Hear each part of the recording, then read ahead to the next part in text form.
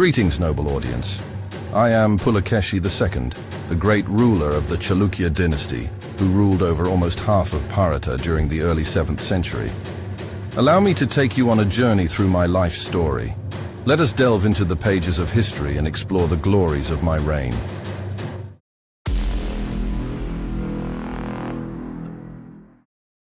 Our emblem was Varaha, the boar avatar of Vishnu, along with Shankha, chakra, and a mirror.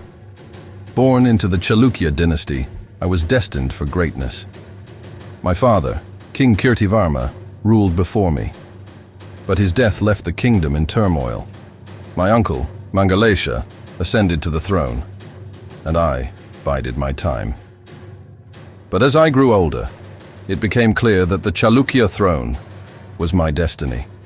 I rallied loyal forces, overthrew Mangalesha, and established myself as the rightful ruler in the year 610.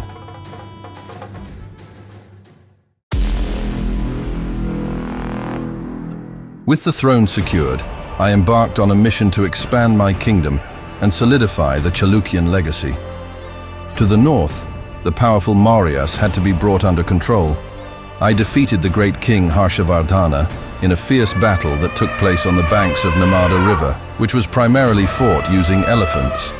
Hiuen-Tsiang, who happened to be traveling India during those years in his travel records, mentions that King Harshavardhana was a very powerful king who has captured almost the entire north of India, and addressed him as Shiladitya, and his strong army comprised of 60,000 elephants and 1 lakh cavalry. And also goes on to mention that it was only me, the mighty Pulakeshi, who was able to check his advancements to the south. And the title Parameshwara was given to me on account of the victory over King Harshavardhana. To the east, the Kalingas and Pallavas posed challenges. I conquered the kingdoms of the Kadambas, extending my dominion to the western coast. But the greatest challenge lay to the south. Mahendravarman of the Pallava dynasty sought to undermine my power. In a fierce campaign, I pushed the Pallava forces back to Kanchi. With victory in hand, I etched my name into the annals of time as a formidable conqueror.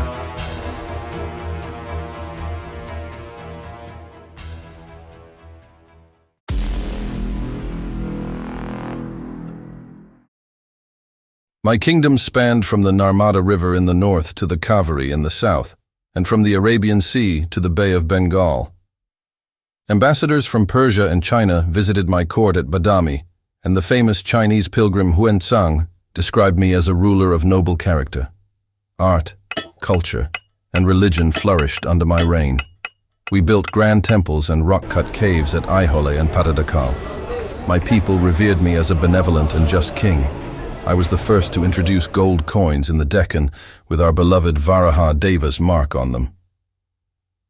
Though I was a Vaishnavite, a devotee of Sri Vishnu, I patronized various sects including Shivism, Buddhism, and Jainism.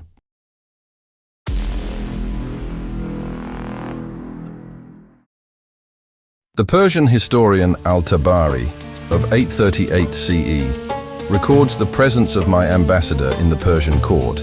He has referred to me as Furamesha, the Persian variation of my title, Parameswara. Tabari writes about the letters and the presents that I had sent to the Persian king, and also that I had warned the king about the misfortune he would encounter based on his horoscope. My presents included an elephant, a sword, a white falcon, and a brocade coat woven with gold. The return embassy, sent by King Khusru Perviz II and their reception at my court, is depicted in cave number 1 in the Ajanta caves. My kingdom was not free of foreign threats. In 637 CE, the Islamic caliphate from Oman made 3 naval attacks on Indian ports. Beal, Tana, and Baroz.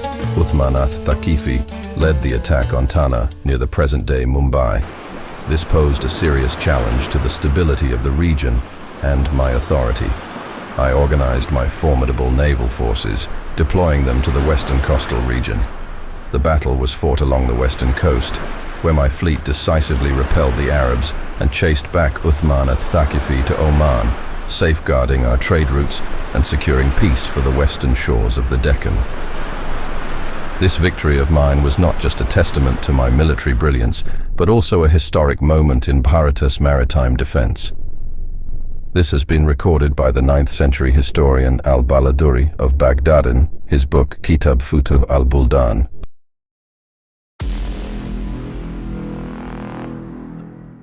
I adorned several titles during my reign, reflecting my authority, achievements, and religious beliefs. Some of the notable titles associated with me are Bhattaraka, Maharajadhiraja, Parameshvara, Vallabha, Sri Vallabha, Sri Prithvi Vallabha, Satashraya, and Parama Bhagavata.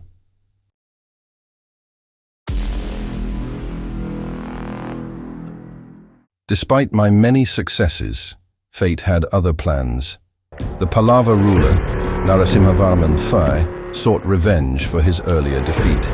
In a brutal campaign, he sacked my capital at Vatapi in 642 CE. I fought bravely, but my fate remains a mystery. Some say I perished in battle, while others believe I escaped into the dense forests to regroup and fight back another day. My Chalukya dynasty would rise again, but my era of glory had come to an end.